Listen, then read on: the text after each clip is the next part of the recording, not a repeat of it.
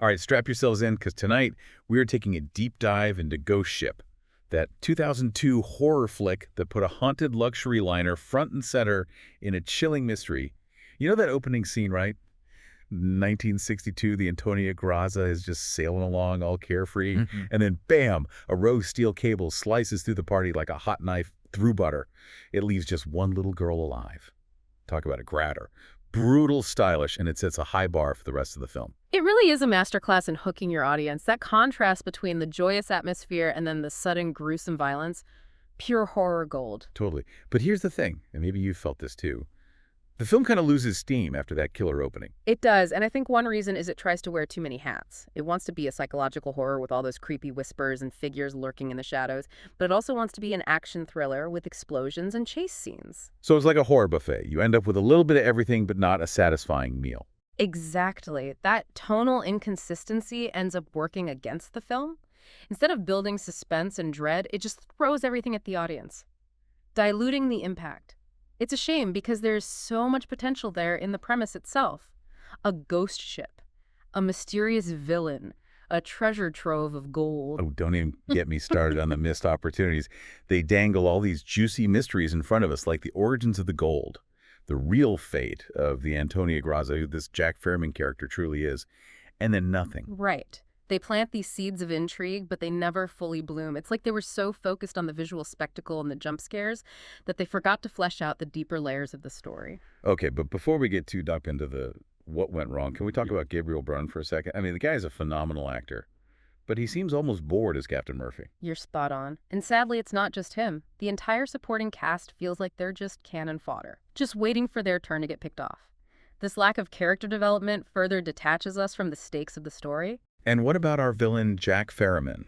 He's the soul collector, which sounds pretty terrifying on paper, but he just didn't land for me. You know, that's interesting, because I actually think the ambiguity around Fairman could have worked in the film's favor. A truly effective villain doesn't need to have everything spelled out. A little mystery can be incredibly unsettling. Really? See, I felt like the lack of a clear backstory made him less menacing, not more. I hear you. It's a fine line to walk. On the one hand, you want to give the audience enough information to be intrigued, but on the other hand, you don't want to over-explain and remove the sense of the unknown. In Fairman's case, I think they could have struck a better balance by hinting at his origins and motivations without revealing everything. So like a slow burn reveal that leaves you feeling unsettled but wanting to know more? Exactly. Let the audience fill in some of the blanks with their own imagination. That's where true horror lies, in the power of suggestion. Okay, I can see that. But let's talk about something Ghost Ship definitely nails. The atmosphere. That ship is a character in itself. All rusted and eerie. You can practically smell the decay and feel the weight of its tragic history. Absolutely. The production design deserves all the praise. The way they capture that decaying grandeur of the Antonia Graza, the faded elegance now tinged with death and despair, it's masterful. They play with light and shadow to create this constant sense of unease, making you feel like something is always lurking just out of sight. It's giving me Theory's haunted house, but make it a ship vibes. You're just waiting for a floorboard to creak or a cobweb to brush your face. Yeah. But then they hit us with some seriously dodgy CGI in places. That's where the seams start to show, right? The opening cable scene was all practical effects, and it was terrifyingly effective. Right. But when they rely on CGI for the ghostly apparitions, it undercuts the horror. It ends up looking more cartoonish than chilling. Totally. It's like they had this amazing tangible setting, and then they inserted these digital ghosts that just didn't mesh with the rest of the film's aesthetic. And you know, that actually ties back to the film's budget and the limitations of CGI technology at the time. Early 2000s CGI often struggled to capture the nuances of human movement and emotion, which is crucial for creating convincing supernatural entities. So maybe it's a case of ambition exceeding the available technology. Perhaps. Or maybe it was a budgetary constraint. Practical effects can be expensive and time-consuming, so maybe they opted for CGI to cut corners. Whatever the reason, the end result is a visual disconnect that takes you out of the moment. Well, I think we've established that Ghost Ship is a bit of a mixed bag visually. But you know what else feels uneven? The pacing. It's like the film can't decide whether it wants to be a slow burn or a full-on sprint to the finish line. Yes, That's a great point. The pacing is all over the place, and it ultimately undermines the tension they're trying to build.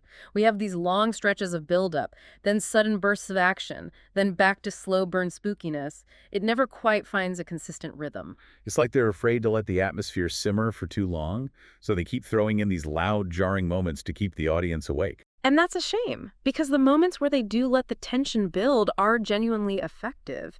Think about that scene where they discover the ghostly ballroom, the dancers swaying in the shadows. That's pure creepy atmosphere. But then they cut away to a chase scene or an explosion, and the spell is broken. You're so right. They have these little nuggets of brilliance, these moments where you can see the potential for a truly unsettling and sophisticated horror film. But then they get lost in the shuffle. It's almost as if they were afraid to trust the audience to handle the slower, more psychological aspects of the story. They felt the need to constantly jolt us with action and gore. Well, speaking of jolts, can we talk about that ending?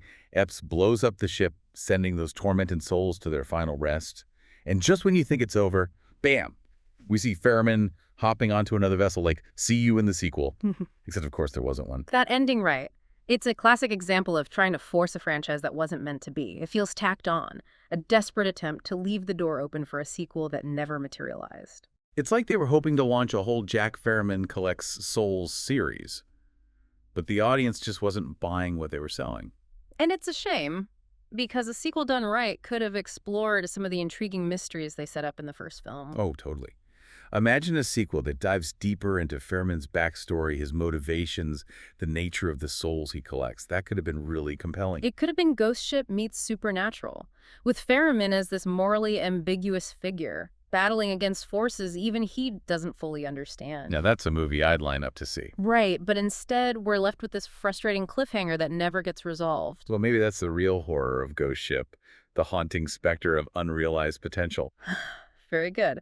But, despite its flaws, I think Ghost Ship is a fascinating case study in the challenges of blending genres and navigating the ever-shifting landscape of horror cinema. So it's a flawed gem with some nuggets of brilliance buried beneath the surface. Exactly. And sometimes those imperfections are what make a film memorable, even if it's for all the wrong reasons. Well, you certainly give me a lot to think about. I'm already looking at Ghost Ship in a whole new light. And that's what we aim for in these deep dives.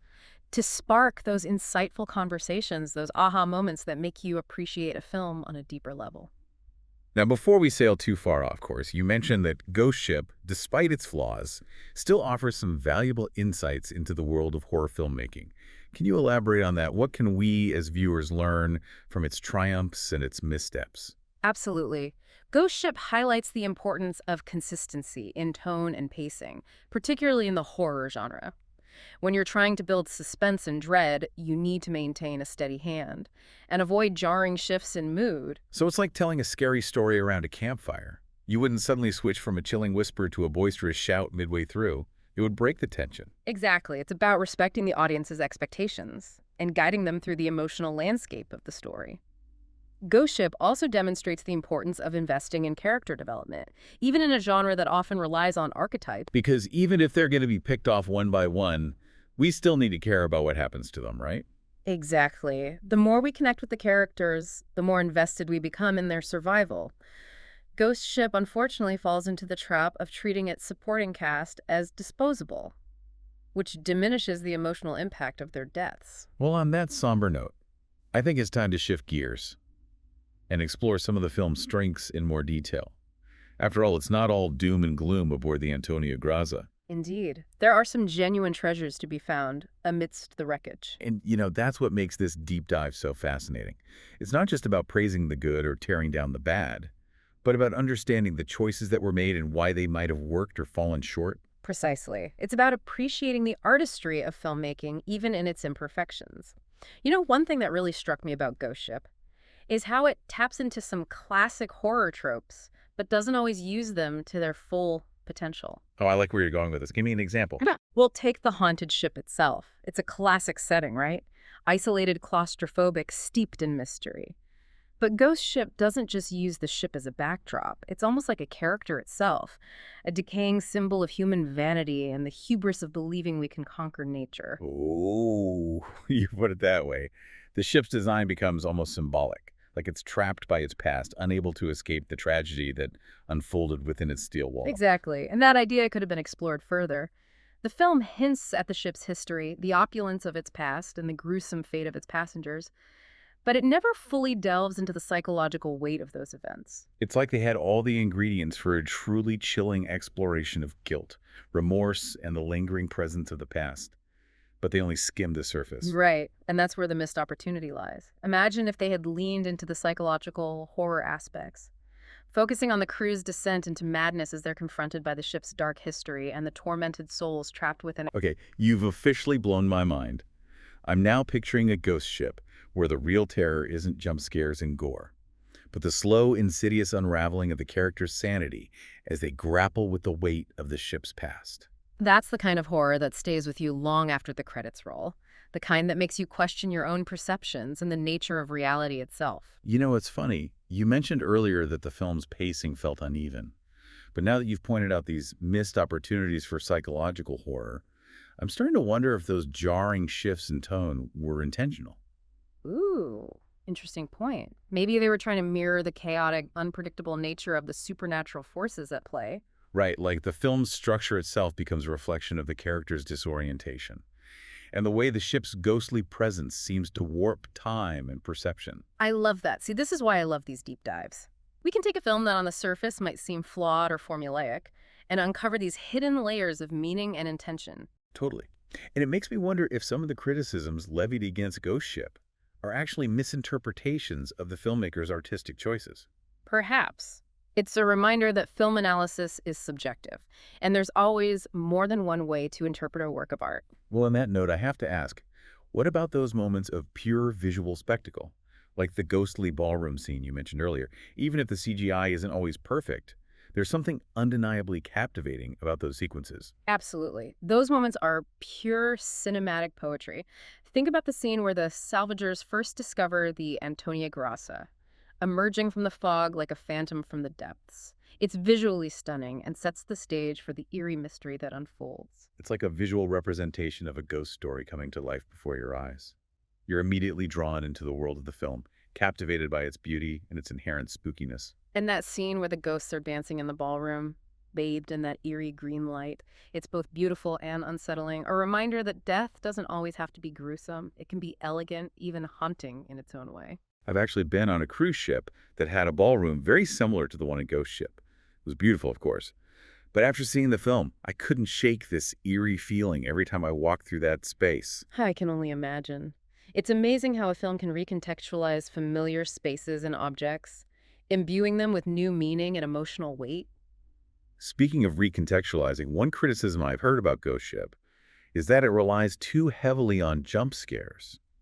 But aren't jump scares a staple of the horror genre? They are a common tool, that's for sure. But I think the key to using jump scares effectively is to make sure they're earned. They need to be built up to, not just thrown in randomly for shock value. So it's not about avoiding jump scares altogether, but about using them strategically to enhance the overall suspense and tension. Exactly. Think about some of the most effective jump scares in horror history. They're often preceded by a long, slow build-up of tension, creating a sense of anticipation and dread. When the jump scare finally comes, it's a release of that pent-up energy, a visceral reaction to the fear that's been simmering beneath the surface. It's like that moment in Jaws when the shark suddenly bursts out of the water. You know it's coming, but it still gets you every time. Because Spielberg has masterfully crafted the tension leading up to that moment. Exactly. It's all about setting the stage, creating an atmosphere of unease, and then using the jump scare as a punctuation mark, a way to jolt the audience and remind them that danger is always lurking around the corner. Okay, so how do you think Ghost Ship fares in terms of using jump scares effectively? Are they earned, or do they feel cheap and manipulative? I think it's a mixed bag. There are some jump scares that work well, particularly those that play on the ship's eerie atmosphere and the psychological state of the characters. Like that scene where one of the crew members thinks he sees a ghost in the mirror, but it turns out to be his own reflection. That one really got me. Yes, that's a great example of a jump scare that's rooted in the character's paranoia and the ship's disorienting environment. It's not just a random jolt, it's a reflection of the character's unraveling mental state. But then there are other jump scares that feel more gratuitous, like they were thrown in just to get a rise out of the audience. Right. The film does occasionally fall into the trap of relying on cheap scares. Those moments where a cat jumps out of a closet or a loud sound effect makes you jump. Those moments can be effective in the short term, but they don't really add anything to the overall atmosphere or the emotional impact of the film. It's like the difference between a well-crafted scare and a cheap prank. One makes you think and feel, while the other just makes you flinch. Exactly. And I think Ghost Ship, despite its flaws, does have moments of genuine chills. Those scenes that linger in your mind long after the lights come up. Like the scene where they discover the bodies of the passengers, all frozen in time, their faces contorted in terror, that was truly haunting. Yes, that scene is a masterclass in visual horror. It's disturbing, but it's also incredibly effective in conveying the sheer scale of the tragedy that unfolded on that ship. It's a reminder that sometimes the most effective horror isn't about jump scares or gore, but about creating a sense of unease and dread that permeates every frame of the film. Precisely. And I think that's something that Ghost Ship at its best achieves. It creates an atmosphere of constant tension and unease, making you feel like something is always watching you, waiting to strike. So even though Ghost Ship might not be a perfect horror film, it still has a lot to offer in terms of visual style, atmospheric chills, and even some thought-provoking commentary on human nature and the enduring power of the past. Absolutely. It's a flawed film, but it's also a fascinating one. And it certainly sparks some great conversation between us today. You know, one thing we haven't really touched on is the film's ending. We talked about how it feels like a forced setup for a sequel that never happened. Yeah. But I'm curious to hear your thoughts on what that ending means for the characters and the overall themes of the film. That's a great point. The ending is definitely open to interpretation. On the surface, it seems like a simple evil triumph scenario, with Ferriman escaping to continue his soul-collecting spree. Which, frankly, is kind of a bummer. I was rooting for Epps to defeat him and break the cycle of suffering aboard the Antonia Graza. I know. It would have been so satisfying to see those tormented souls finally find peace. But I think there's a deeper layer to the ending, one that speaks to the enduring power of evil and the idea that some wounds never truly heal. So even though Epps destroys the ship, the evil that permeated it lives on in Ferriman. Exactly. It's almost as if the ship itself was just a vessel for Ferriman's evil, a temporary home for his dark purpose. By destroying the ship, Epps might have stopped him temporarily, but she hasn't eradicated the root of the problem. Which is Ferriman himself. Precisely. He's the embodiment of the ship's darkness, the collector of souls, the perpetuator of suffering. As long as he's out there, the cycle of tragedy will continue. That's a chilling thought. It's like the ending is less about a definitive victory or defeat, and more about the cyclical nature of good and evil. Exactly. And it leaves you with this lingering sense of unease, this awareness that even in the face of seeming triumph, there are forces at play that we can't fully comprehend or control. Which I have to say is a pretty effective way to end a horror film. It leaves you with questions, anxieties, and a healthy dose of existential dread. It's the kind of ending that stays with you, that makes you think about the film long after you've seen it. And isn't that what we're all looking for in a great horror experience? Absolutely. We want to be entertained, but we also want to be challenged, provoked, and left with something to ponder long after the credits roll. Well, on that note, I think it's time to shift gears and explore some other films that, like Ghost Ship, tap into our fascination with the supernatural and the unknown. Perfect, because I'm ready for a palate cleanser after all this talk of soul collectors and haunted ships. I hear you. Sometimes you need a little lightheartedness to balance out the darkness. So what other cinematic voyages into the supernatural would you recommend for our listeners? Give us some films that capture that same blend of chills, thrills, and maybe even a few laughs along the way. All right, so we've dissected the highs and lows of Ghost Ship. We've explored its missed opportunities, its visual strengths, and even its thought-provoking ending. But for our listeners who might be craving more supernatural adventures on the high seas, what other films would you recommend? Give us some titles that scratch that same itch. Well, if you're looking for a film that successfully blends sci-fi and cosmic horror, you can't go wrong with Event Horizon. It's got a similar premise to Ghost Ship, a crew investigating a derelict vessel, but it takes the horror to a whole new level. Event Horizon. Now that's a film that knows how to create an atmosphere of creeping dread. I remember the first time I saw it, I couldn't sleep for a week. That whole concept of a ship traveling through a hellish dimension is pure nightmare fuel. Right. And the way they use sound design and visual effects to create this otherworldly, almost Lovecraftian sense of horror, it's masterful.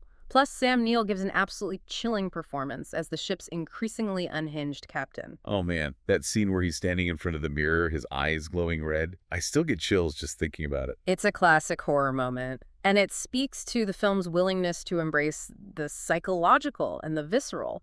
It's not just about jump scares. It's about creating a sense of unease that permeates every frame.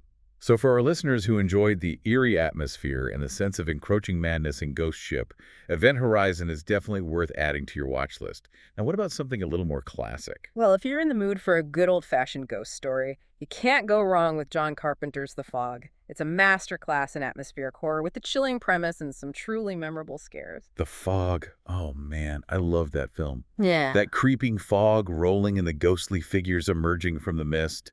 Adrienne Barbeau's voice on the radio warning everyone of impending doom. It's just perfect. It's a slow burn for sure, but the tension builds so effectively that by the time those ghostly pirates arrive, you're already on the edge of your seat. And it's a great example of how effective practical effects can be in creating truly unsettling horror. Yeah. That glowing red light they use for the ghost's eyes. It's so simple, yet so effective. Right. It's a reminder that sometimes less is more when it comes to horror. A well-placed shadow, a flicker of light, a subtle sound effect can be far more terrifying than any CGI monster. Well, I think we've given our listeners a great starting point for their next supernatural movie marathon. But before we wrap up this deep dive, I want to circle back to something you said earlier about Ghost Ship sparking conversations and offering valuable insights into the art of filmmaking. What's the biggest takeaway you hope our listeners glean from our discussion today? I think the most important lesson Ghost Ship offers is that even a flawed film can be a valuable learning experience. It's a reminder that filmmaking is a complex and challenging process, and sometimes even the most ambitious projects fall short of their potential. But by analyzing those missteps, those moments where the vision didn't quite translate to the screen, we can gain a deeper appreciation for the craft and the artistry involved. So it's not just about tearing down a film for its flaws, but about understanding why those flaws exist and what we can learn from them. Exactly.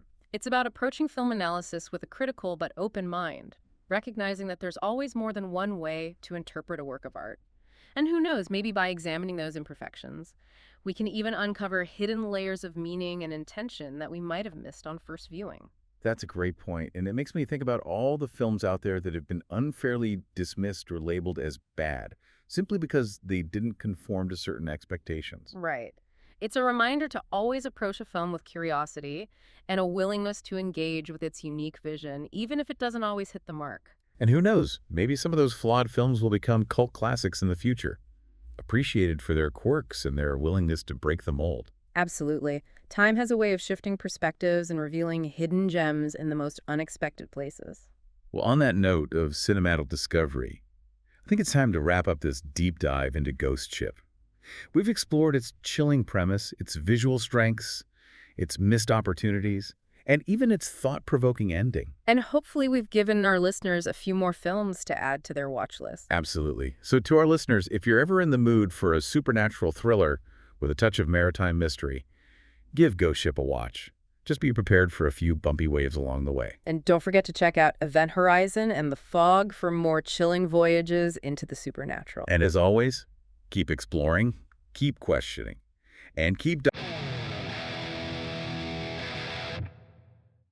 All right, so we are diving deep today into Ghost Ship. Ooh, spooky. Yeah.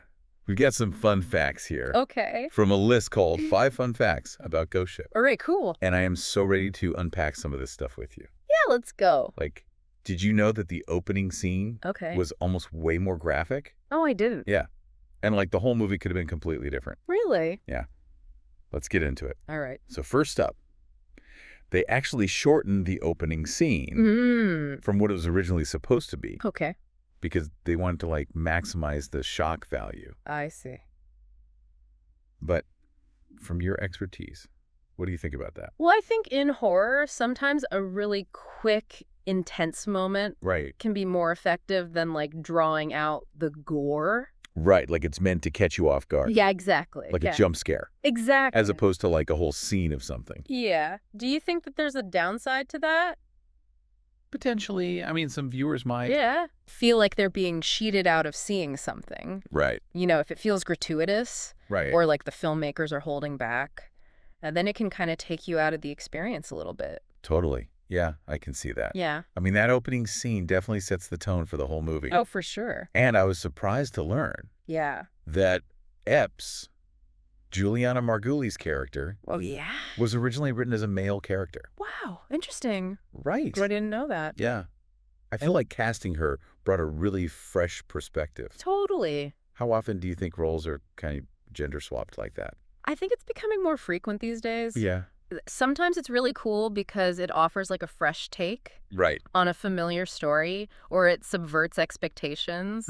But sometimes it can feel a little tokenistic. Yeah. You know, like they're just trying to Right. fill a quota or something. Right. Or stray too far from the source material. Exactly. So it's a balancing act. It's making me think about Carl Urban's death scene. Okay. Because apparently that got a huge reaction Yeah. from test audiences, and they ended up changing it. Oh, wow. What do you think about the role of like test audiences like that? Test screenings are so interesting because it's a way for filmmakers to really gauge how an audience is going to react to a film. Yeah. They can identify parts that are confusing or see what resonates and what falls flat. Right. And it can be really valuable for refining a film before it's released to the public. So they can make pretty big changes based on They can, yeah. test screenings. There's actually been cases where entire endings have been reshot. Wow. Based on test screening feedback. Wow, that's crazy. Yeah. So this next fact I was really excited to learn about. Okay. So the Antonia Graza, the creepy ghost ship, Right. wasn't totally made up. Really? It was actually based on a real ship called the SS Vallejo.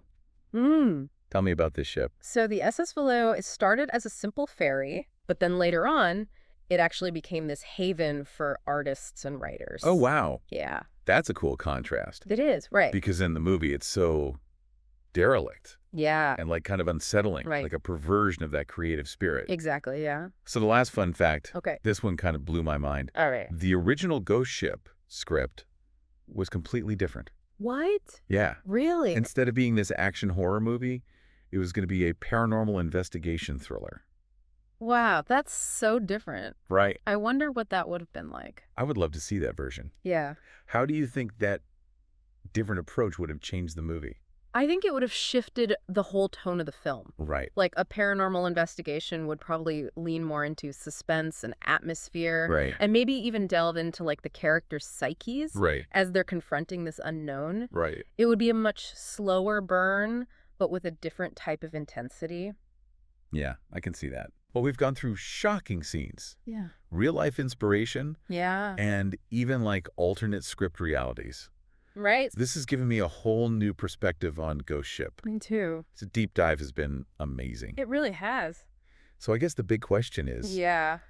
do you think knowing all this behind the scenes stuff Yeah. makes us enjoy the movie, more or less? That's a good question. Yeah. What do you think? I don't know. Yeah, it's tough. It's something to think about. Right. Well, thanks for joining us for this deep dive Of course. into Ghost Ship. Yeah, this was really fun. If you haven't seen it, check it out. And if you have, maybe give it another watch Yeah. with all this new knowledge. Totally. Thanks, everyone. See ya.